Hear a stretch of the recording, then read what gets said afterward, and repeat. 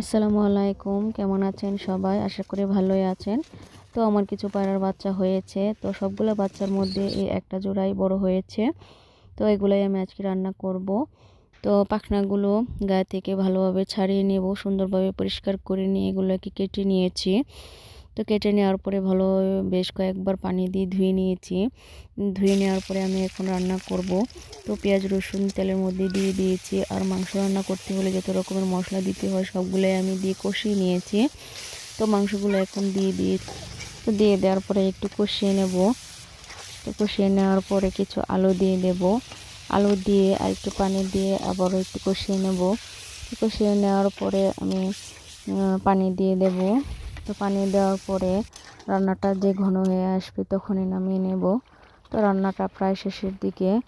তো তরকারিটা কেমন হয়েছে কমেন্টে জানাবেন। তো আজকে এই পর্যন্তই, ভালো থাকবেন সবাই।